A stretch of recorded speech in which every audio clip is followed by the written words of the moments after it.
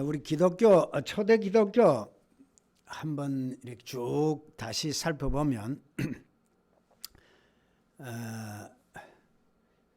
590년 그레고리 교황이 등장할 때 그 기간을 초대 교회사로 봅니다.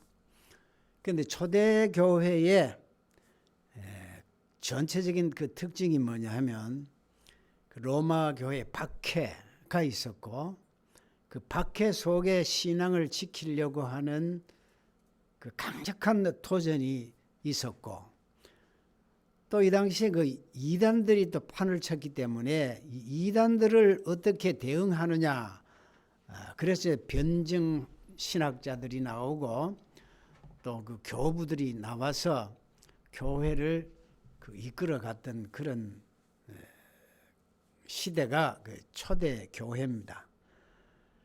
그런데 이 초대 교회에 참 골머리를 앓고 있던 그 이단 사상들이 있는데, 이단 사상들을 우리가 살펴보면 그 에베온파입니다.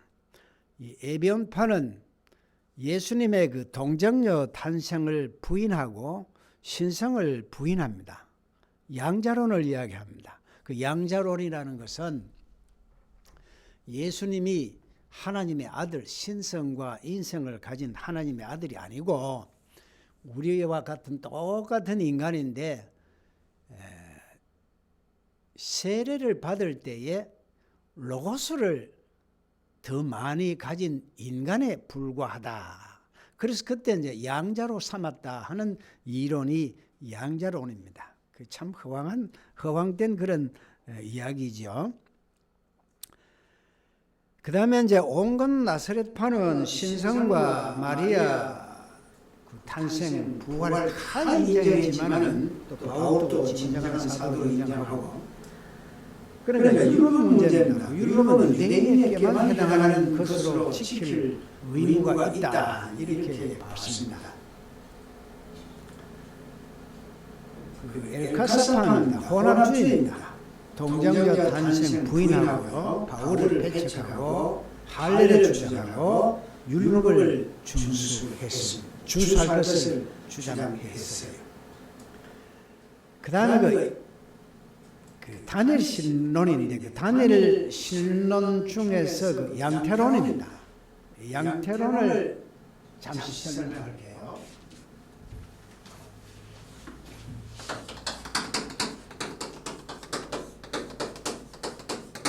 왜 이거를 설명하느냐 하면, 오늘날도 우리가 삼위일체에 대해서 잘못 이해하고 있는 부분이 있기 때문에 이 양태론에 대해서 설명을 합니다.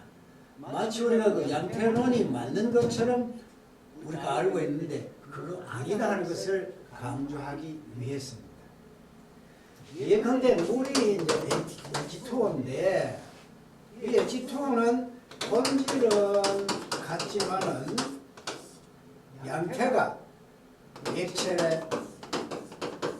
고체, 기체,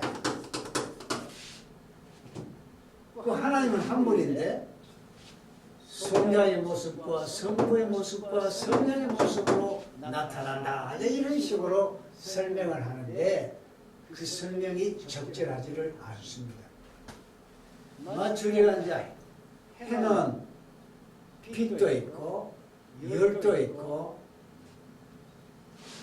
또 뭡니까?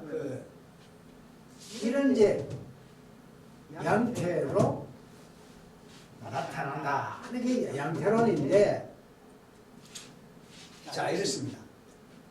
성부 하나님, 성자 하나님, 성령 하나님, 이렇게 부르는 것은 맞습니다. 성부, 성자, 성령은 같다, 이런 표현은 적절하지 않습니다. 성부, 성자, 성령은 한 분이시다, 이게 적절한 표현입니다. 비유컨대 팔, 다리, 머리가 있는데 팔, 다리, 머리 같다, 이런 표현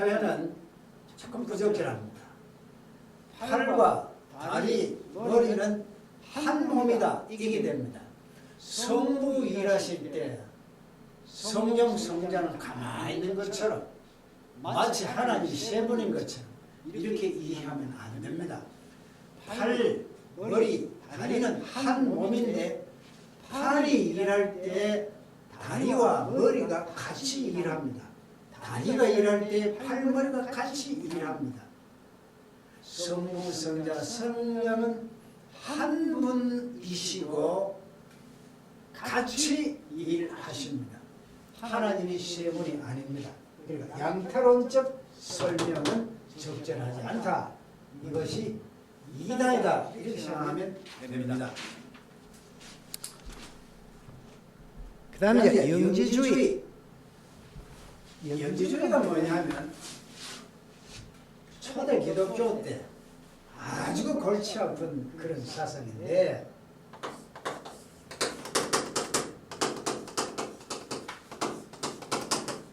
영을 아는 지식입니다.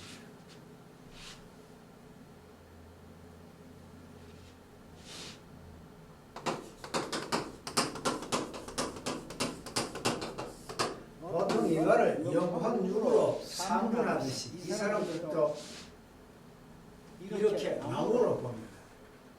세 가지 유형의 인간이 있는데 영적 인간이 있고 혼적 인간이 있고 육적 인간이 있다. 여기에는 영지를 가진 자인데 아주 소수 100으로 말하면 한 5명 정도 될까 말까 한 그 영지를 가진 영적인 인간이 있는데 이들만이 구원 받을 수 있다. 이제 이런 주장을 하죠. 이건 아예 영에 대한 생각 없이 육적인 생활을 하는 사람들이 대다수다. 그래서 혼적인 인간은 정신적인 그런 고상한 생각은 하는데 영적인 그런 생각은 못한다. 이런 식으로 영을 아는 지식을 가진 자만이 구원될 수 있다. 이분들의 생활은 영만이 귀한 것이고 우리 육이라는 것은 아무렇게나 살아도 나도 괜찮다. 이런 극단적인 생각을 하는 분들이 영지주의자들입니다.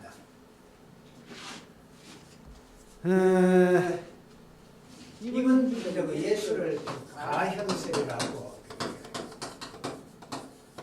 가현설이 뭐냐면 예수도 우리 인간과 똑같은 모양을 가졌는데 똑같은 인간인데 영을 아는 지식, 다시 말하면 로고스라고 말해도 괜찮습니다. 이 로고스를, 이 지혜를, 영의 세계를 아는 그 영지를 아주 많이 받은 자에 불과하다. 이 가현설.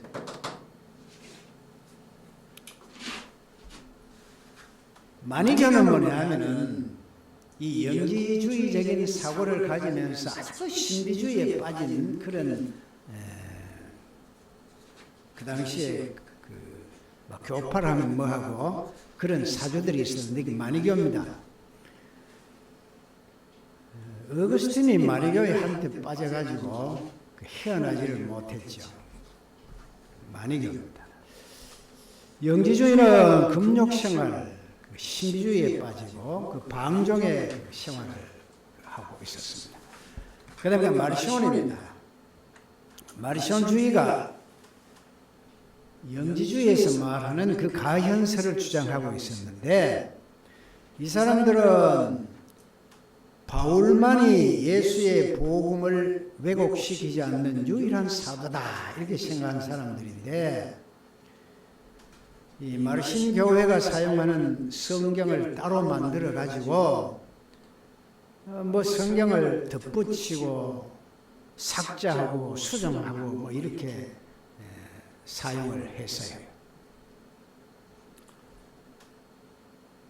그 다음에 삼위일체에 대한 이단이 있었고 기독론에 대한 이단이 있었는데 뭐 이건 나중에 기독론 논쟁과 삼위일체 논쟁 때 말씀드리면 좋은데 지금 미리 이야기를 할게요. 삼위일체론에 대한 그 이단입니다. 유스티누스 저스틴이죠. 그리스도는 더 많은 로고스를 가지고 계신 분이라 이런 주장이죠. 이게 안 맞습니다. 자, 이 기독론이 왜 중요하냐 하면요. 우리가 이제 교회에서 공부를 하면서 예수 그리스도가 어떤 분이냐 하는 예수관입니다. 기독론입니다. 예수관입니다. 참 중요합니다. 그 초대교회 때 예수관 기독론이 어떠하냐 하는 것은 오늘날 우리가 예수님을 어떤 분으로 보느냐 이거와 견주어 볼 때 중요한 겁니다. 첫째, 우리는 예수 그리스도는 하나님의 아들입니다. 그 로마 성경 나오고 그렇게 나오잖아요. 하나님의 아들이십니다. 하나님이십니다. 중요합니다, 이 고백이. 그런데 오늘날 예수를 어떻게 보느냐 할 때 순수 인간이다 이렇게 보잖아요. 오늘날 어떤 자유주의 신학에서는 하나님의 아들이 아니고 그런 인간들이 전부 다 그 꾸며낸 이야기고 순수 인간이다. 이웃을 위해서 자기 몸을 희생했고 십자가의 형틀에 희생했던 그런 분이 예수다. 우리가 그러한 예수를 따라 살아야 되고 예수를 닮아가야 된다는 것이 자유주의 신학의 인간 예수를 말합니다. 그 위험합니다.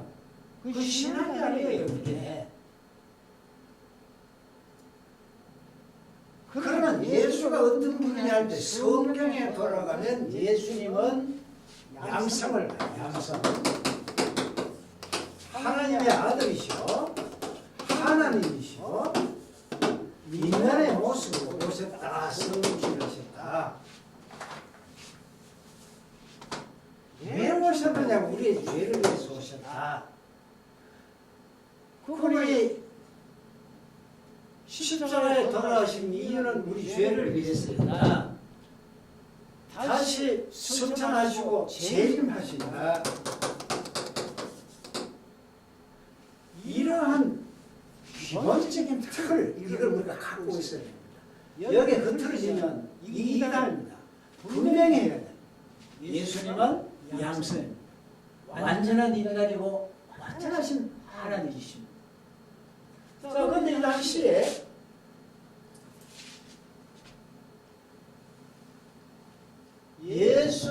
예수가 기독은 아리우스 같은 사람, 또 아폴리나리우스 같은 사람 나옵니다. 아폴리나리우스 같은 사람. 이 사람은 뭐냐 하면 일종의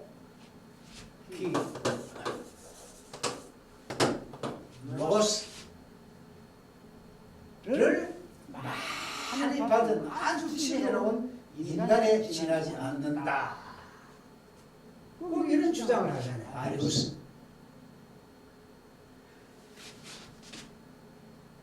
이 아리우스의 신성을 부정하는 그런 사고가 오늘날 자유주의 신학에서 우리 인간이 본받아야 할 위대한 인간의 모델이다 하는 그런 것과 그 상통하는 거 있잖아요.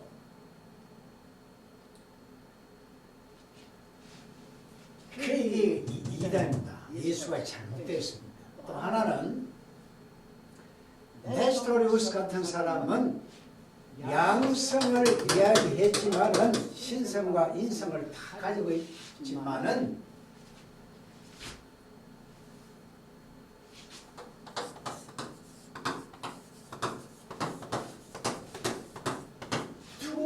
nature's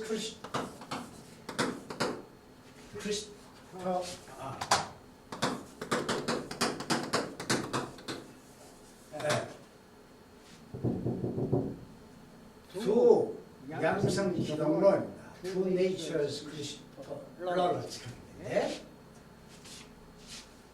양성은 이야기하지만은 신성과 인성 중에서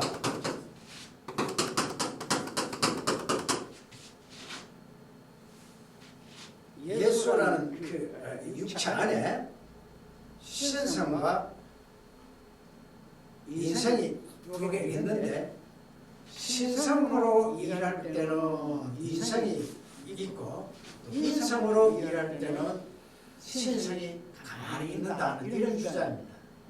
예컨대 예수님이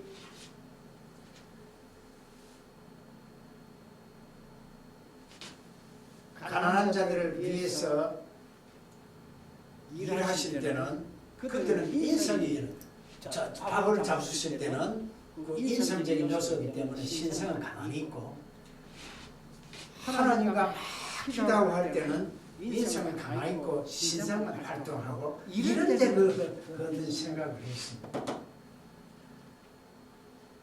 이게 네스토리우스가 주장한 건데 이것도 잘못된 주장입니다.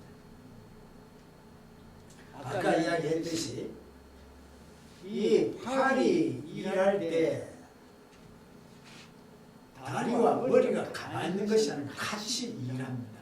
그러니까 신성이 일하실 때 인성, 신성 같이 일하십니다. 그래 따로따로 두 본성을 가진 한 지붕 밑에 두 가족 이런 식으로 분리하면 안 된다. 이게 기독론에 있어서 이게 잘못된 그런 생각이죠. 그다음에 이게 삼위일체론에 있어서 잘못된 사고가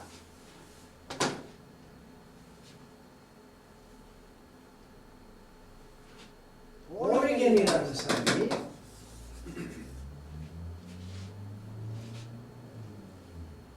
예수는 성자는 성으로부터 종속되어 있다. 예. 아버지가 아들을 낳았으면 아들은 아버지에게 종속되듯이 하나님이 아들을 만들 때, 창조할 때 그래서 성자는 성부에 종속되었다. 그러니까 성자가 없었을 때에도 있었는데 성부가 성자를 낳았을 때부터 성자가 있게 되었다. 그러니까 성자, 성부, 종속. 그런데 이게 왜 틀렸냐면 성경에 에베소서 1장 4절에 창세 전에 그리스도 안에서 우리를 선택하사 이렇게 되어 있습니다. 그러니까 이 성자, 성부, 종속은 아니잖아요. 요한복음 1장 1절에 태초에 말씀이 계심이라 이 말씀이 하나님과 함께 계셨으니 이 말씀이 곧 하나님이라 하고는 다음 3절부터 그가 없이는 그가 누구냐면 예수 그리스도입니다. 그것은 하나님이고 예수 말씀 이런 식으로 쭉 연결된다고요. 그러면 여기 성자는 성부에 종속됐다. 그래서 위계가 있다. 이런 주장은 맞지를 않습니다. 그 다음에 터툴리안이 말하는 양태론 그것도 안 맞습니다.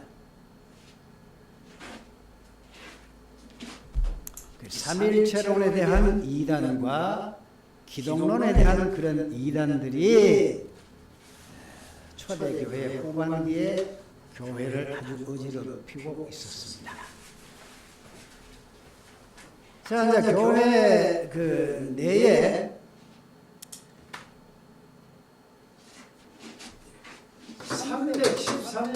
기독교 공인이 되고 392년에 기독교가 국교화가 됨으로써 여기 여러 가지 이단들이 나오고 교회를 사상적으로 어지럽히기 때문에 교회에서 하나의 응면이랍니다. 그럼 어떻게 교회라는 하나의 그 조직 속에서 이단의 잘못된 것은 왜 잘못되었다 하는 지적을 해야 되잖아요. 그래서 이거를 아주 논리적으로 반박하고 기독교 교리는 이러한 것이다 라고 어떤 그 교리를 만들어내죠. 그 변호를 하죠. 그 변증가들입니다. 그리고 교인들에게는 이러이러이러한 내용을 우리가 꼭 믿어야 할 대상이다 하면서 이것을 신앙의 고백처럼 하나의 신조로 우리는 이러이러한 것을 믿습니다. 이걸 이제 가르친다. 그게 뭐냐면 신조입니다.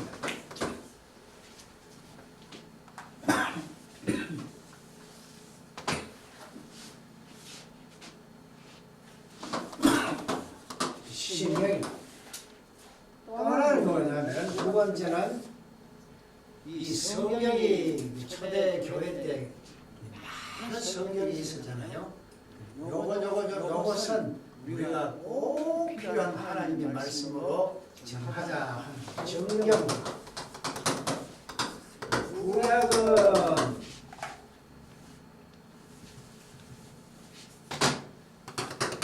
약 100년경에 12지파의 지도자들이 모여가지고 얌미야 회의를 열어서 구약 30분을 정경으로 하자 이렇게 했고, 신약은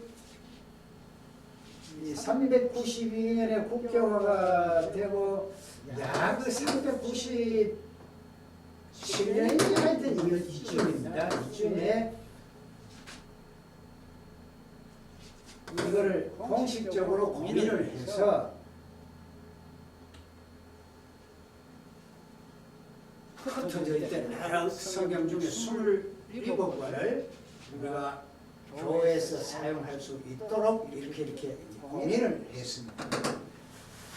그리고 이제 이게 나중에 트렌트 공의회입니까? 거기에서 확실히 정경화로 규정을 합니다. 자, 그러면 이제 신경의 발달, 신경이라 하면 나는 믿습니다. 나는 믿습니다 하는 말에는 나의 창자를 도려내서 목숨을 걸고 이 고백에 대해서 믿습니다 하는 그런 뜻이기 때문에 신경은 보통 것이 아닙니다. 신경 종류가 바울의 신앙 고백입니다. 참 우리가 무엇을 믿느냐가 참 중요합니다. 무엇을 믿느냐? 오늘날 우리가 사도신경의 내용이 함축되어 있습니다. 자, 바울의 신앙 고백, 또 이그나티우스의 신앙 고백,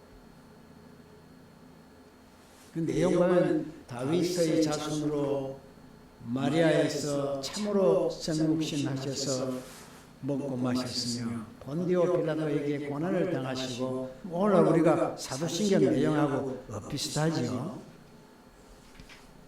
그 다음 터툴리안과 이레니우스의 신앙 고백, 우주의 통치자 성부의 하나님, 그리고 우리의 구세주 예수 그리스도, 보혜사 성령, 거룩한 공회, 그리고 죄의 용서를 믿습니다. 이거 참 대단하잖아요. 이게 오늘날 우리가 사도신경 고백 내용하고 거의 비슷하지요. 저스틴 신앙 고백입니다.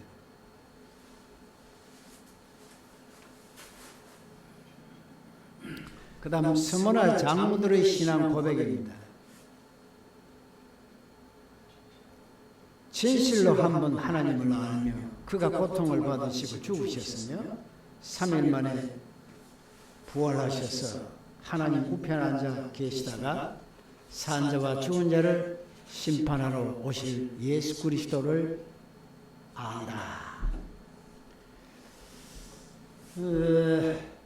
200년경에 기록된 한 신앙 고백이 나는 전능하신 성부 하나님을 믿사오며 그 아들 독생자 우리 주 예수 그리스도를 믿사오며 성령을 믿고 육체의 부활과 거룩한 공회를 믿는다.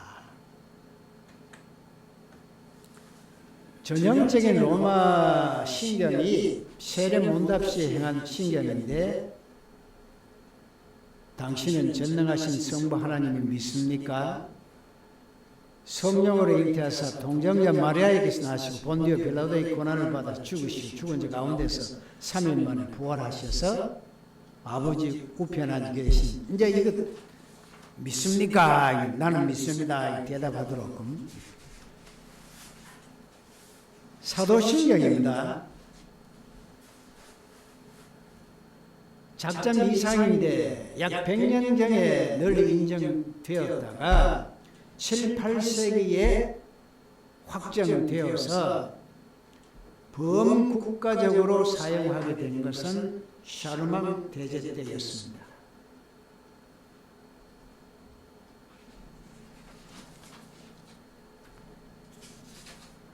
전번 시간에도 말씀드렸지만은 이단을 구별하는 척도가 사도신경입니다.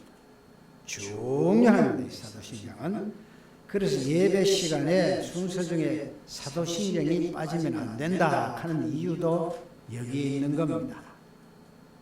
자, 그다음 현재 초대 기독교 교회사에서 후반기에 접어들면 크게 신학의 노선이 세 가지로 이렇게 구분됩니다.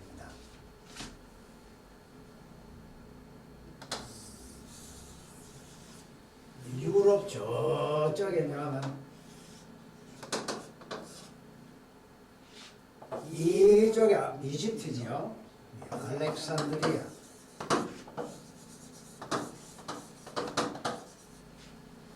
신학이 하나 형성됩니다. 이 카르타고인데 카르타고에서 이탈리아의 이쪽이 하는 이 로마 쪽인데 이 라틴 신학이 하나 형성됩니다. 여기는 제가 안디옥 소아시아 쪽으로 해서 여기에 안디옥 신학이 하나 형성됩니다. 특징이 있어요. 이 라틴 쪽의 이 신학의 특징은 의식과 우리의 그 생활, 법, 준수 이게 굉장히 그 강조가 됩니다. 알렉산드리아 신학의 특징은 사상, 신학, 사상, 그 교리 이 철학이 발달되니까 이 철학이 그 기독교와 서로 조화를 해서 기독교 사상, 교리적인 이쪽에 그 특징을 나타냅니다. 안디옥 쪽은 뭐냐면 하나님을 아버지라 이렇게 부르고 또 말씀에 따라서 말씀이 우리 가운데 어떻게 역사하시느냐 하나님과 나와의 그 만남 어떤 그 신앙의 그 본질적인 것에 강조를 두는 그런 특징을 나타내고 있습니다. 이게 이제 뿌리가 돼서 오늘날까지 교회의 큰 특징이 뭐냐면 그 로마 카톨릭 쪽은 유식을 많이 따르고 또 우리 개혁주의에서는 마르틴 루터와 캘린의 오직 믿음으로만 구원된다는 그 하나님 제일주의, 성경 제일주의, 하나님의 주권 사상 여기에서 출발을 했는데 어떻게 보면 그 교리적인 하나의 이론적인 그런 그 기독 사상적인 그쪽으로 이렇게 많이 흘러간 것이 아니냐. 그런데 이 개톨릭이고 개신교의 특징이고 간에 우리가 진정 믿음이라는 것은 이 말씀을 대할 때 그 말씀이 우리 안에 역사하셔서 아버지 하나님이 어떠한 분이시며 예수 그리스도가 나에게 어떠한 분이시며 나의 생명이시며 이런 고백된 말씀을 중심으로 한 그 신앙이 필요하다. 이적은 발달하는데 이건 조금 결함이 있는 그런 것이 아닌가. 저는 개인적으로 그렇게 한번 분석을 해봐요.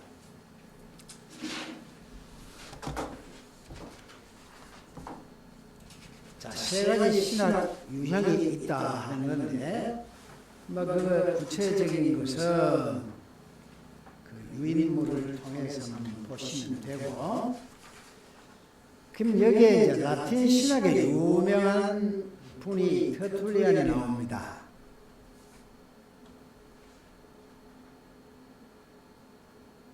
이 터툴리안이 카르타고 출신인데 라틴 신학의 아버지라고 할 정도로 대단한 분입니다. 193년에 기독교 개종했는데 나중에 어떻게 해서 그 신비주의 몬타누스의 파에 가입한 적이 있어요. 기독교 신앙 용어를 라틴어로 발전시켰고요. 또 이 사람은 신앙과 이성을 아주 분리했던 사람입니다.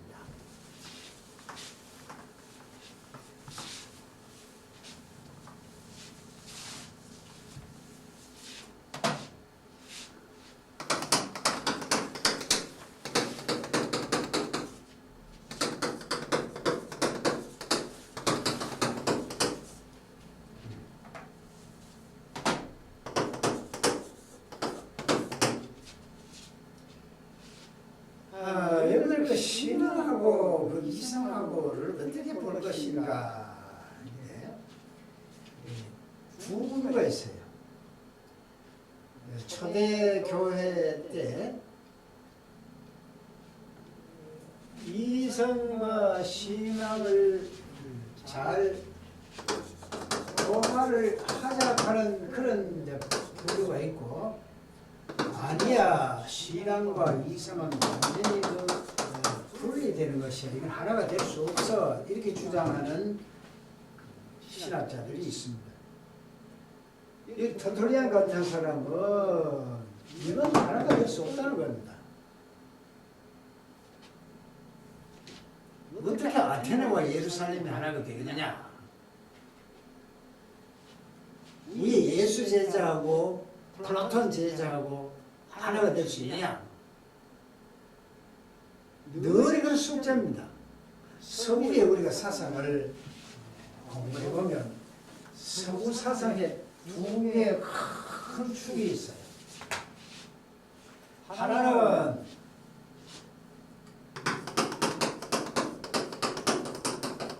기독교 사상이고요. 다른 말은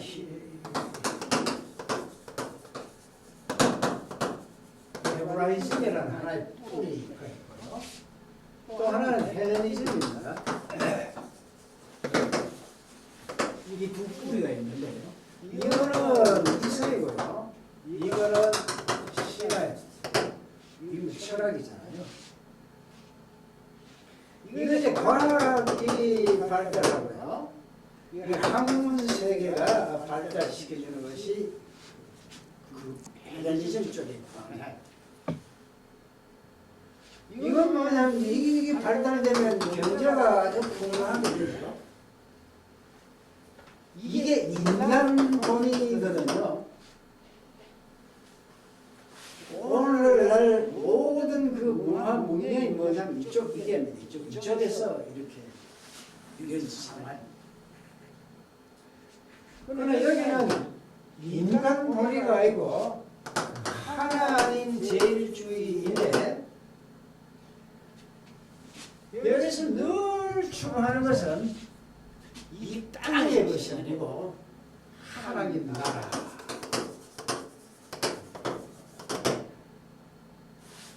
어떤 영적인 이걸 큰 추구를 했어요. 그리고 이게 이제 하나가 될 수가 없다는 얘기입니다. 하나의 주장은 오늘날 이런 모든 물질, 현대 문화 이것은 하나님의 은혜로 되었다 하는 그 사고방식은 아니라는 겁니다. 그게 어떻게 하나님 은혜냐? 그 전부 사탄 마귀들의 짓이지. 그렇게 배려하는 쪽이 있고요.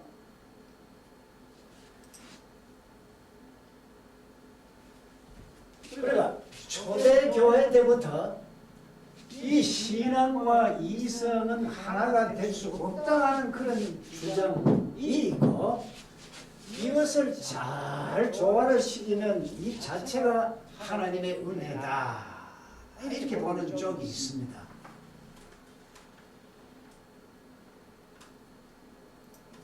중세 때 오면 토마스 아퀴나스 같은 사람은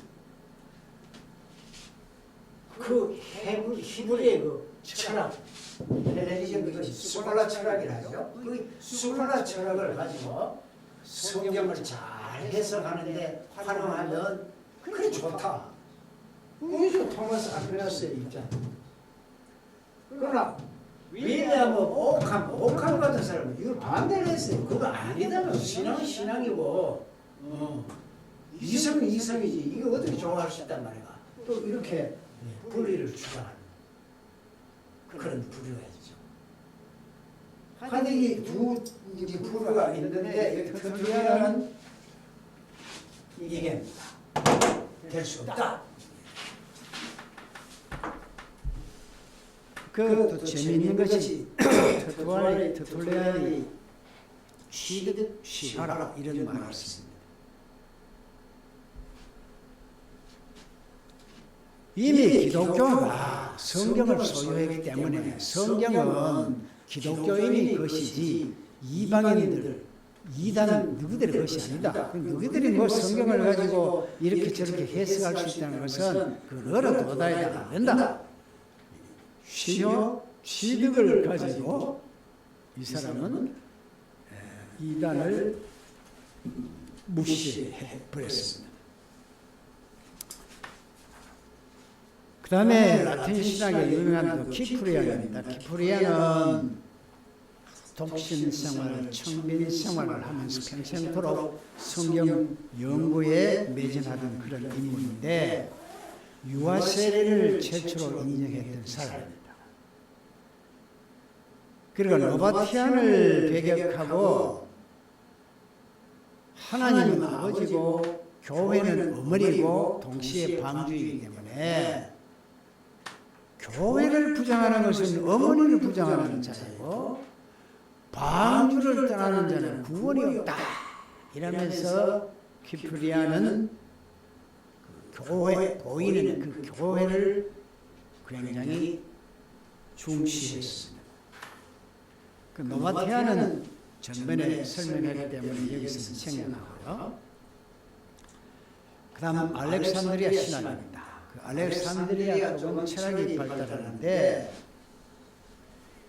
클레멘트는 기독교 진리와 헬라 철학은 모두 하나님으로부터 출발했다고 생각합니다.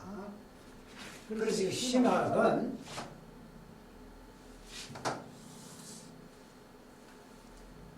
철학과 신학은 신앙을 위한 기초 단계로서 아주 필요한 것이다. 인정하는 쪽이고, 그 앞 터툴리아는 분리를 이야기하고 뭐 이렇습니다.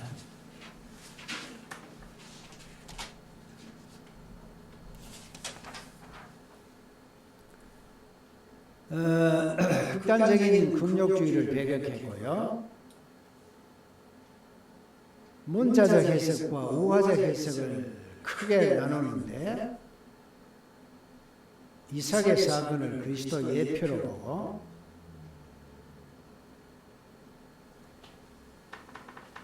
이건 이제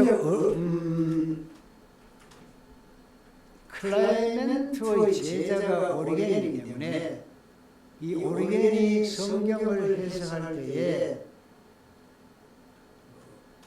풍류적 해석, 알레고리 해석입니다. 모형적 해석을 아주 이 사람은 좋아했어요. 그 후에 그 스승 클라멘트의 영향을 받아서 모형론에 대해서 말씀드리겠습니다. 알레고리적 해석은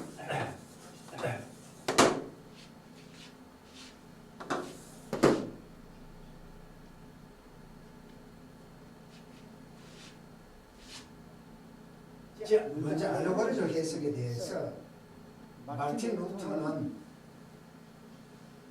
이걸 안 좋아했습니다. 그럼 어떻게? 문자적 해석, 역사적 해석, 그리스도 중심적 해석. 그 루터는 성경 해석의 법칙을 이렇게 봤습니다. 오리겐의 영향을 받아가지고 충신 때 오면 성경 해석을 전부 알레고리적 해석을 많이 합니다.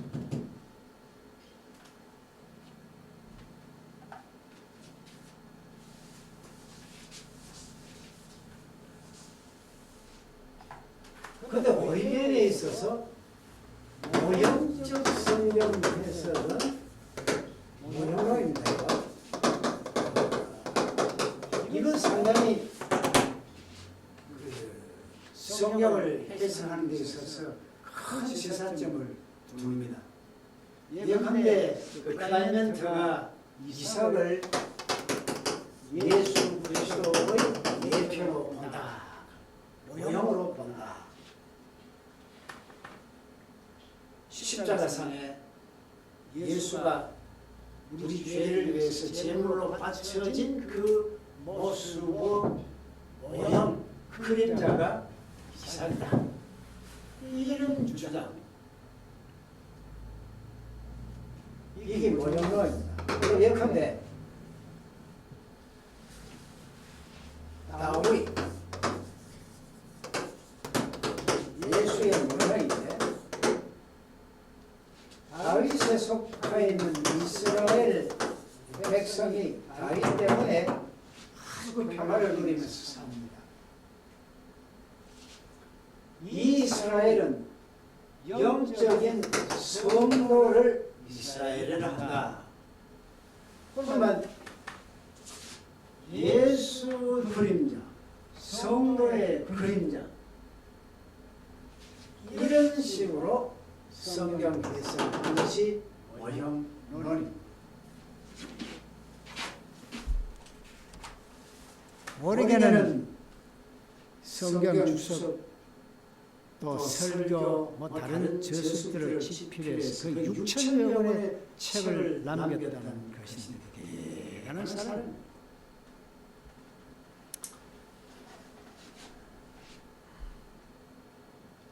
그 철학과 신앙은 일치점을 발견한다. 이게 조화를 이야기합니다.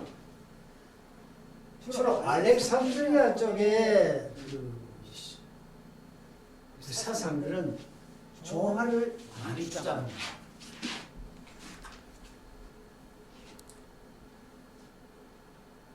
구원론에 있어서 예정설을 주장합니다.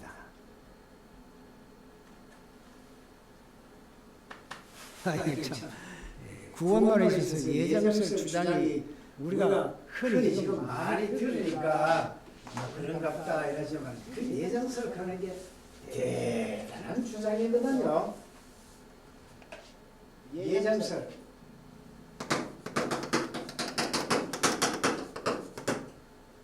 나중에 이제 어거스틴에 가면 예정설이 나옵니다. 여기 오리겐도 예정설을 이야기했듯이 어거스틴에 가면 예정설이 나옵니다. 여기 예정설은 크게 두 가지가 있지. 이종 예정설,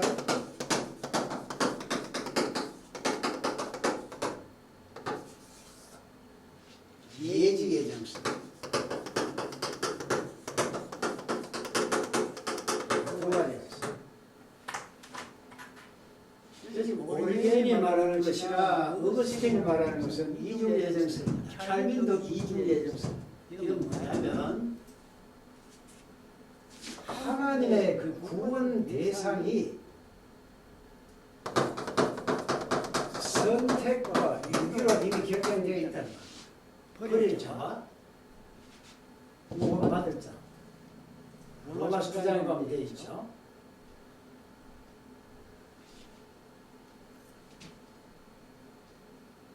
야곱과 에서죠. 에서는 이미 버렸고 야곱은 야곱은 이미 선택을 했다. 이삭은 약속의 아들이고 이스마엘은 약속의 아들이 아니다. 정해져 있다는 거예요.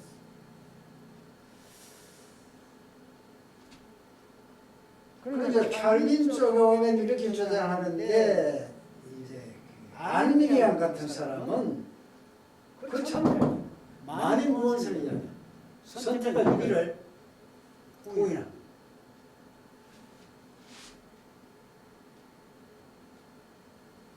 이분의 그 오리겐하고 어거스틴은 이중입니다. 어거스틴 뒤에 펠라기우스가 나오는데 이 펠라기우스는 이쪽 예언이야. 이건 무슨 말이냐면 하나님께서 이미 에덴 동산에서 선악과를 따먹을 것을 미리 아셨다. 미리 아셨고 어거스틴은 꼬바지는 같습니다. 미리 아셨고 그래서 많은 구원을 원하는 많은 인간들이 있을 것인데 그를 위해서 미리 예수 그리스도를 예정해 놨다 하는 설이 예지 예정설입니다. 이제 웨슬레이도 이쪽이고 알미니안도 이쪽이고 펠라기우스도 이쪽이고 많이 모았습니다. 이쪽은 자유의지를 이야기합니다. 그러나 칼빈이나 어거스틴 같은 사람은 자유의지를 인정 안 합니다. 완전 타락입니다. 인간에게는 자유의지가 없습니다. 구원에 관한 한 인간이 아무리 노력해도 안 되는 걸 보셨어요. 이미 이렇게 돼 있거든요. 이쪽은 뭐냐? 선악과 따먹을 것을 미리 아시고 선악과 따먹은 인간들이 구원을 원하기 때문에 자유의지를 주가지고 예수를 미리 예정하셔서 예수면 구원받고 예수지 아니하면 구원에서 탈락시키는 것으로 되어 있다. 그 사상이 예지 예정설입니다. 그러니까 여기 오리겐의 예정설이라는 이것은 대단한 생각이죠. 그 다음 헥사플라를 제작했다. 헥사플라는 뭐냐면 원래 그 구약이 히브리어로 되어 있는데 히브리어로 된 성경을 라틴 말로 번역을 합니다. 번역할 때 이 사람이 독특하게 이렇게 했어요.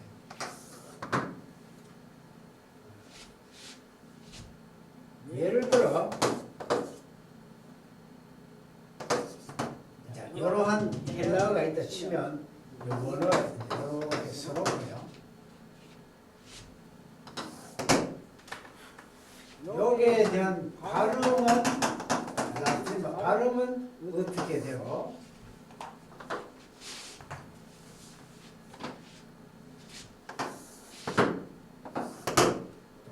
당시 번역판이 많았으니까 어느 번역판은 이렇게 번역해놨고 또 어느 판에서는 이렇게 해놨고 6개가 7개면 이렇게 비교를 해가지고 원래의 뜻은 이러한 것이다. 이제 이렇게 해놓은 그게 엑스플라. 그러니까 대단하죠. 지금까지 뭐 번역한 것을 참 비교해가지고 요건 이렇게 했는데 여기 이런 뜻이다. 완전 타락스를 부인하고 부분 타락스를 주장하고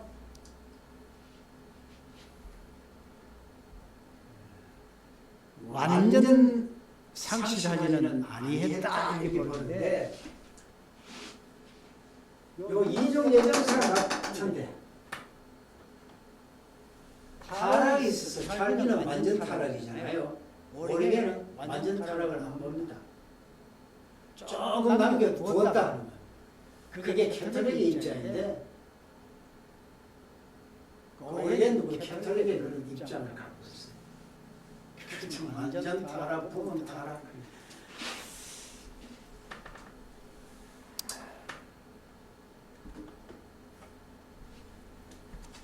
알렉산드리아 신학 골격을 취하던 사람입니다. 짬조 안디옥 신학입니다. 이그나티우스 유명한 분입니다. 바울을 존경했고요. 율법주의와 가현설을 배격했고 가톨릭이라는 말을 처음 사용했고 교회의 감독, 장로, 집사 직분을 두었습니다. 이레니우스입니다. 이그나티우스하고 폴리카하고 친구입니다. 그런데 이 폴리카의 제자가 이레니우스입니다. 이 폴리카는 요한의 제자입니다. 그러니까 그 요한의 제자인데 그 요한의 평소의 그 신앙적인 삶을 굉장히 참 존중했죠. 그 이레니우스는 교회의 최초의 위대한 조직 신학자, 교회학의 아버지인데 일생토록 영지주의와 싸웠습니다. 이 철학을 배격하고 오직 계시만 인정했고요. 여기 총괄갱신이라는 용어를 사용했는데 하나님의 구속의 작정과 예정을 참 이야기하는 그런 신학자입니다. 총괄갱신에 대해서 설명할게요. 총괄갱신이라는 건 갱신을 새로 만든다는 거 아니에요. 좀 새로 뜯어고친다는 말인데 이해하면 이런 겁니다. 첫째 아담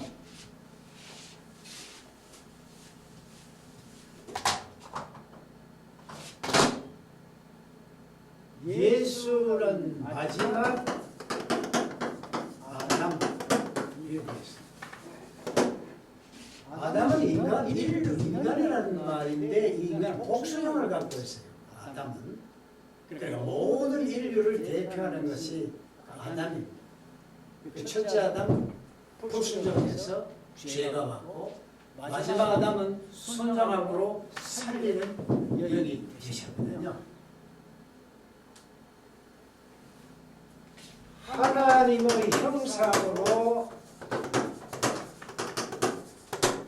창조되었는데 선한 것을 따먹음으로써 하나님의 형상을 완전히 상실되었습니다. 죽었습니다.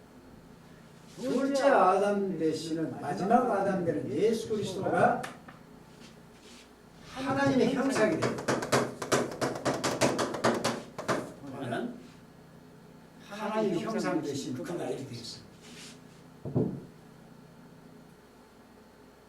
순종함으로써 살리는 영이 우리를 죽은 우리를 살리신 영이니까 살리신다는 말은 고린도후서 5장 17절에 우리는 새로운 피조물로 다시 재창조하시고 새로만 첫 아담은 하나님의 형상 많이 죽었고 새롭게 피조물로 만든다. 그건 뭐냐면 총괄 계시리라. 예수 그리스도로 말미암아 우리를 새로운 피조물로 만드신다. 이 총괄 계시. 이런 이제 속에는 미리 하나님께서 작정하시고 이 작정하신 대로 하나님이 섭리하셔서 나중에 새롭게 재창조해가는 그런 게 성경이 쭉 그렇게 해석을 했어요. 작정하시고 작정하신 대로 섭리하셔서 예수 그리스도를 통해서 새로운 피조물로 재창조하셔서 완성시키는 그런 것을 성경을 쭉 봤다. 그러니까 이레니우스의 총괄 변신하는 것이 하나의 후속사적인 성경 해석이다. 대단한 분. 그 다음에 그 안디옥의 크리소스톰인데 이 사람은 아주 천부적인 언변과 박학한 헬라어 실력이 있고 뜨거운 열정과 신앙적 확성이 확실히 있어서 또 탁월한 성경 해석. 그 설교할 때마다 군더더기 없고 딱 머리에 들어오는 그 말씀을 들을 때마다 그 신앙이 막 생겨나는 그런 유명한 설교가가 크리소스톰입니다. 이분은 우화적 신비적 해석을 멀리하고 문법적 역사적 주석 방법을 취했다.